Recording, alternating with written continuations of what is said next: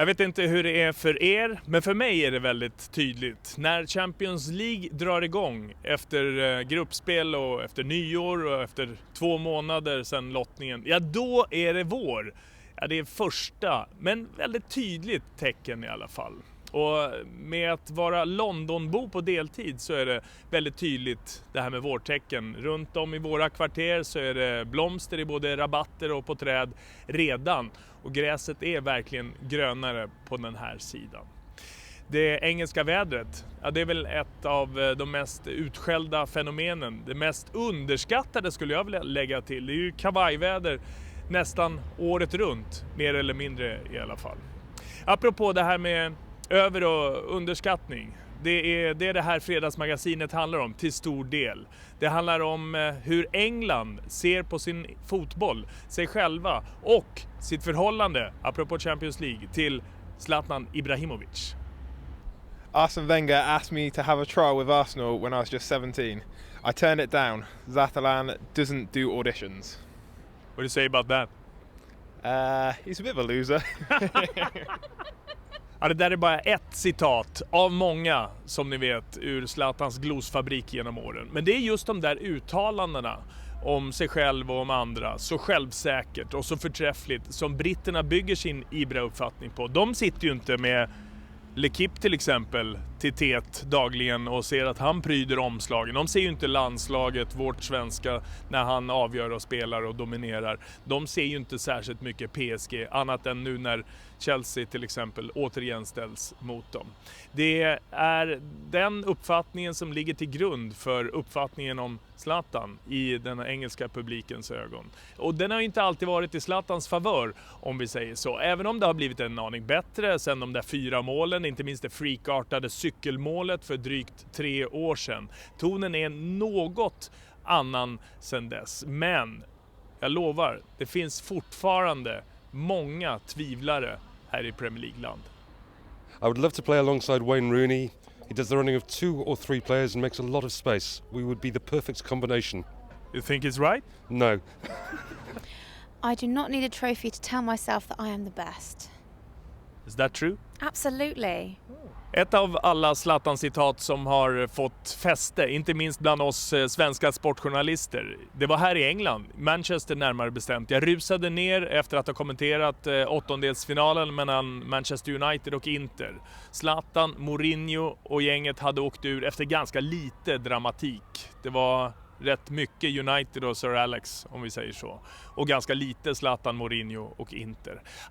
Zlatan var rätt frustrerad efteråt, hade hela tiden det där mungipsleendet ändå när han berättade och sa: jag gör allt för att vinna den där jävla Champions. Som sagt, ett av många Zlatan-citat. The day I leave Paris is the day I go down level or quit football. What do you think about that? It's quite a quote. I mean, he's a brave guy. I don't like to talk about myself. Chansen att vinna Champions League, den har nog aldrig varit så stor i Zlatans karriär som just den här säsongen. Med ett undantag naturligtvis. Barcelona för 6 år sedan. Det var då Inter vann och Barca och Zlatan och Pep nådde semifinal. Det är ju faktiskt hans bästa resultat. Enda gången han har nått så långt i turneringen han helst vill vinna.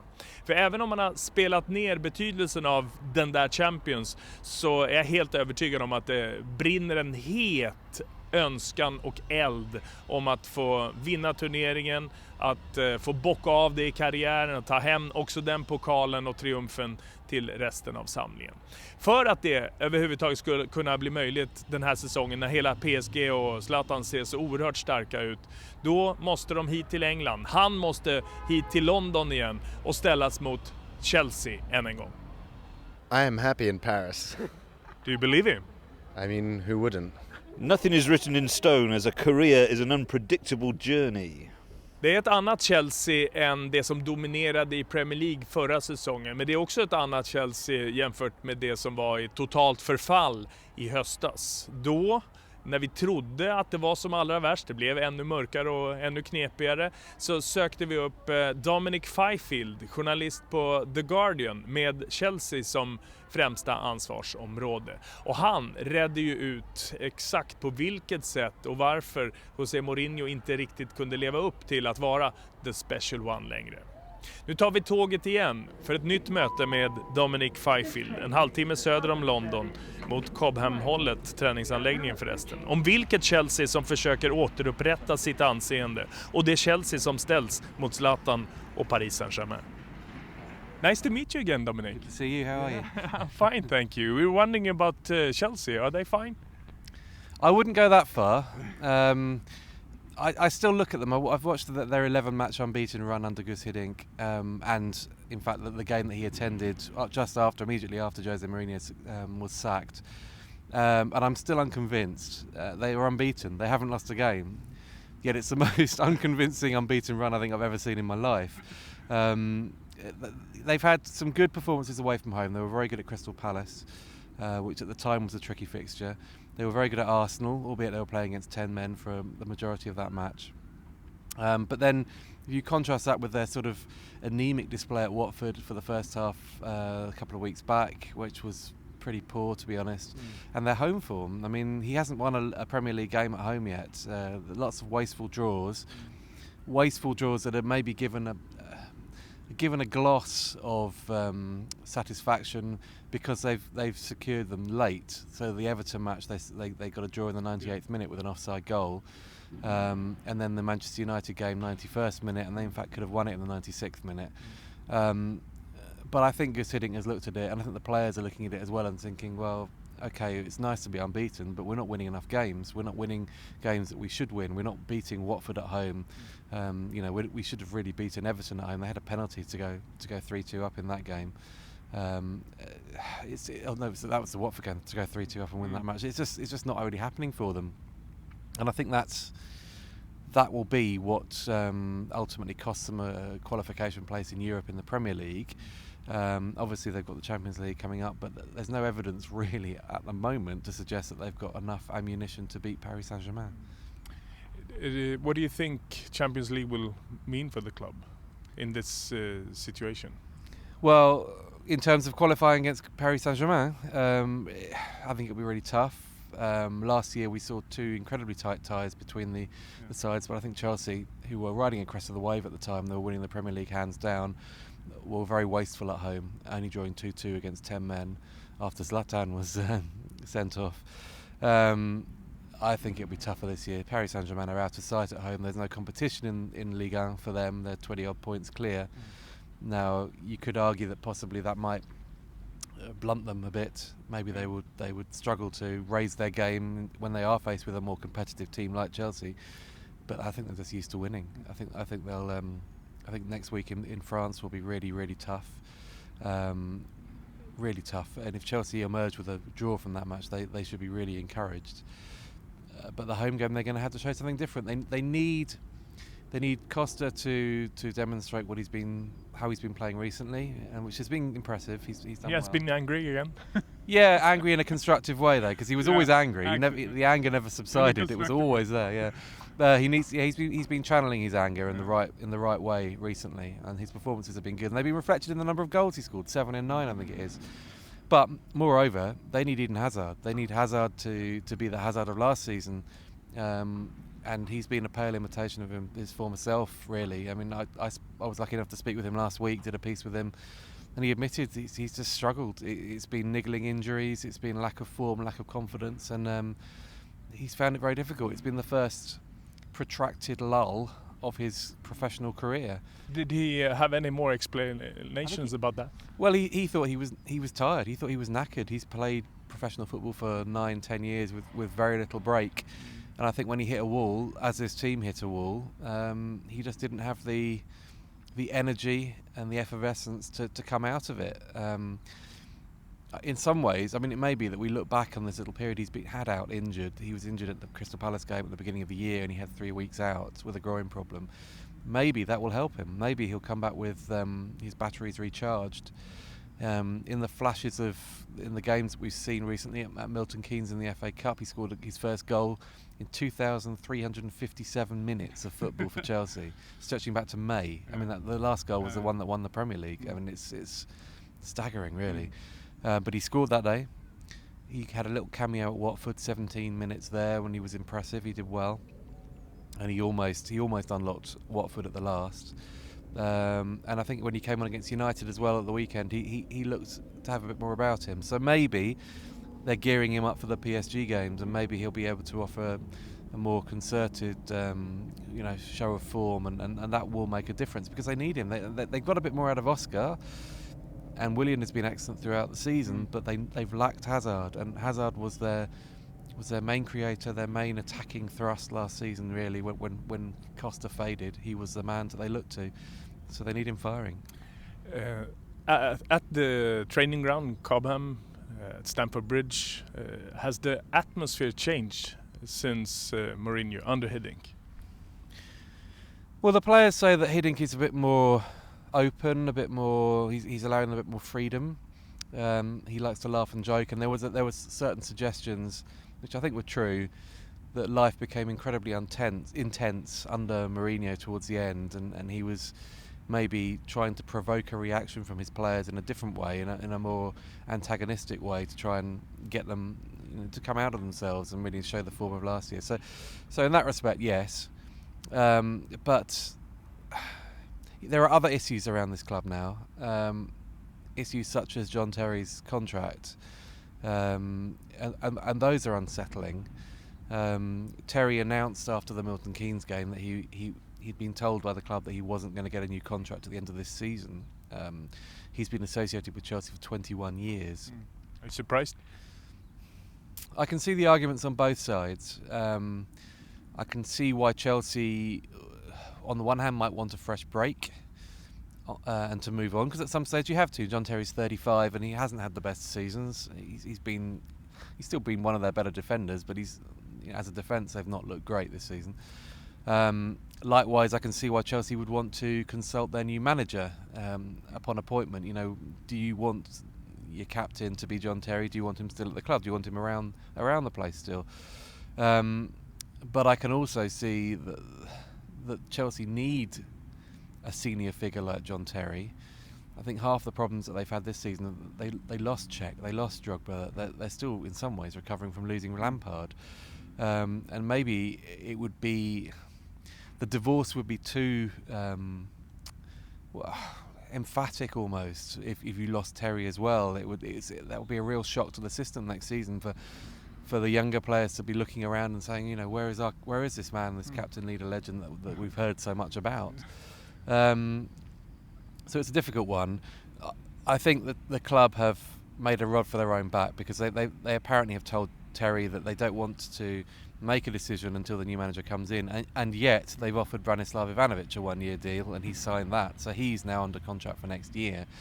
And they've also recruited a 20-year-old American international called Matt Miazga, who the jury is very much out on, and he's going to spend the next 6 months basically settling into the place. But there are a lot of young players, young centre-halves at Chelsea. Alex Callas who's up at Middlesbrough at the moment. They've got a lad in Germany at Mönchengladbach called Andreas Christensen, who's a Danish international. He's a good player. He's had a great season. Are these guys going to get an opportunity? And there seems to be sort of a confusion over recruitment and policy in that respect generally at Chelsea at the moment. They're sort of caught between a rock and a hard place. But I think the Terry issue is unsettling. I think that will bubble along, and it will be unnerving in the background, and that will affect the dressing room. So it will become about John Terry towards the end of the season. Are we about to say goodbye to this legendary figure, this icon of the club? That's a big moment. Säger alltså Dominic Fifield, som är Chelsea-reporter på ansedda The Guardian. Det blir strax mer med Dominic om till exempel hur fotbolls-England kommer att ta emot Ibrahimovic. Kanske några Zlatan-citat också om en liten stund. Det här kommer ju vara den mest ojämna matchen i gruppen. Nej, jag tror inte det. Visst, de leder gruppen, men de kommer få kämpa och hamna efter tidigt. Men de har ju inte släppt in ett enda bortamål på hela turneringen. Okej, då spelades sin sista ligamatch i söndags, vilket innebär att de fick en mindre vilodag. När väl skulle flygas var deras plan försenad på grund av en flygstrejk i Frankrike. Eftersom de kom fram på en helgdag så fastnade de i kannibalparaden och missade sin enda chans för att börja träna på hemmalagets nya konstgräs. Så de måste använda sig av mer studs och ett snabbare spel under matchens gång. Tur är ingen tillfällighet. Unibet, av spelare för spelare. Tillbaka till London till en första uppladdning inför Champions League-åttondelarna. Som till exempel inför Paris Saint-Germain mot Chelsea. Ibrahimovic mot England. Det är ju så att Zlatan redan har en vaxdocka av sig själv hemma i Paris. Men det lär nog dröja här innan Madame Tussauds här bakom mig ens fundera på en liten byst av Sveriges fotbollsetta. Som sagt, det finns en rejäl dos skepsis när det gäller förträffligheten hos Ibrahimovic. Inte minst hos de som bevakar fotbollen. Titta på den här listan till exempel, publicerad av Daily Telegraph inför den här fotbollssäsongen. De 20 mest överskattade spelarna genom tiderna innehöll förvisso både Wayne Rooney och Steven Gerrard. Men i toppen, eller på sätt och vis då i botten, fanns Mario Balotelli som etta, den mest överskattade spelaren någonsin. Robinho placerades på andra plats och Radamel Falcao på tredje. Som fyra stod Zlatan Ibrahimovic. Ja, det var en sportredaktion som stod för den listan, men åsikterna är rätt spridda på läktarna också. Men i omklädningsrummen då, bland spelarna här i England, ja, där är tonen en annan. I ditt omklädningsrum till exempel, hur går snacket kring Zlatan till exempel? De tycker han är enastående. Alltså, de tycker han är utomordentligt bra. Top class striker liksom. De tycker han är med i topp 3, topp 5 i världen. Så att det är inget, bland fotbollsspelare i England och vad jag har stött på bland lagkamrater och så vidare, så är det inget snack om att han är liksom toppklass. Han har inget att bevisa inför spelarna i England? Nej, ingenting överhuvudtaget tror jag inte. Inte vad jag har stött på. Men det finns fortfarande ju i engelska publiken. Hur uppfattar du den tonen kring Zlatan? Jag tror mer att det är engelsk publik överlag när det är en storstjärna, när det är en absolut storstjärna, att de vill trigga igång honom att, på olika sätt och vis liksom, som publik ofta gör. Jag tror inte det ligger någonting i att liksom, han har ingenting att bevisa för någon här tycker jag. Så nej, jag kan inte hålla med. Och om de skulle göra det så förstår jag inte varför. I respect the Premier League. I can't help but laugh at how perfect I am. So what about England and Zlatan? What's the status?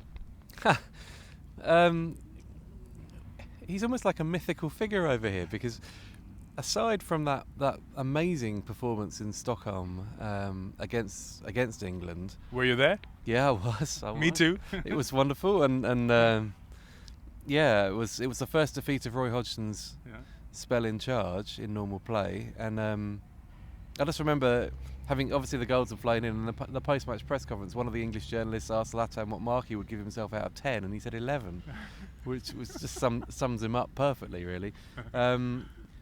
But I say that he is a mythical figure because we haven't seen that much of him playing brilliantly over here. We've only really seen flashes. We had that game in Stockholm, which was, you know, that's what we like to assume that he's like on a weekly basis. But really, other than that, possibly the odd flash against Arsenal when he was playing for Barcelona in the Champions League. I think they drew 2-2 at the Emirates Stadium, and he might have scored 2. He's definitely scored 1. Other than that, we haven't seen that much. We haven't got that much hard evidence of Zlatan's brilliance. Other than, you know, we obviously see what he's achieved in virtually every club he's been at. I think there's a longing over here that at some stage in his career he would come to England and he would play in the Premier League, and we'd be able to see firsthand just how good he is. Is that the only way for him to really win England? To be honest, probably, yeah. We're quite an insular nation, as you know, and You still think you're champions of the world? 1966 syndrome. It's only 50 years. And it's not so much that. It's more, I think we're very proud of the Premier League in this country, and the Premier League has got this amazing ability to market itself around the world as a brand. But it needs a bit of stardust to sustain that image. Next season we'll have Pep Guardiola, potentially Jose Mourinho across the way in Manchester, those two fighting it out again. That will become an amazing subplot in English football. Now, imagine if you had that going on in Manchester and you had Zlatan walking in at, say, Chelsea or Arsenal or Tottenham Hotspur or West Ham United or one of these clubs, ambitious clubs that wants to compete with what's going to go on in Manchester. I think it would add an amazing amount of intrigue to the division. And I don't know. Zlatan, he's obviously incredibly self-confident. He has retired Denmark after all, but I do wonder whether he looks at it and thinks that's the one thing that's missing off his CV. He has excelled in Spain, in Italy, now in France. Maybe Germany and England are the two that he hasn't done it in. And of those two, I think he'll probably earn more money in England and probably have a more glamorous existence in England. Whether he would relish the physicality of it over here, I don't know. I mean, at his age, it may be one thing that he's not that up for, possibly, and he won't be shy of saying that, I'm sure. No. But I think it would be wonderful to have him. Every time I've been privileged enough to see him, and you can see not so much what he does on the pitch. I'm talking really off it. The presence and the confidence he has at something else. I did the pre-match in Paris last year for the Chelsea game over there, and he was the player that PSG put up, and you're hanging on his every word because he's going to say something outrageous at any minute, and outrageous, but he believes it. I mean, he clearly believes that he's the best thing that's ever happened to football on the planet, and And sometimes he plays as he talks. Yeah, absolutely. I mean, absolutely. And look, life must be so easy for him in France. I mean, it's just such a doddle. He can pat referees on the back and congratulate them for awarding free kicks, and he can. Every other player in that PSG team, despite it being a team full of superstars, must look up to Zlatan Ibrahimovic because he is their talisman. He is the icon there. He is the man with the reputation who's been it and seen it and done it. But I do think he hasn't done it in the Premier League. He hasn't done it that often against English clubs. I mean, even when PSG had their big moment against Chelsea last year, this moment that was supposed to sort of crown their arrival on the elite stage in the Champions League, Zlatan wasn't on the pitch. He'd gone off after 20 odd minutes, sent off. So it's something that he still has to achieve over here, and I for one would love to see him do that because I think he'd add so much to the game over here. Dominic Fifield, han får avsluta den här betraktelsen över vad som väntar den här gången när de återigen ställs mot varandra. England versus Zlatan alltså. Som om nu Ibrahimovic skulle bry sig så där väldigt mycket om vad någon annan tänkte eller tyckte. Den där jävla Champions, den, våren och Zlatan, ja, de är här nu.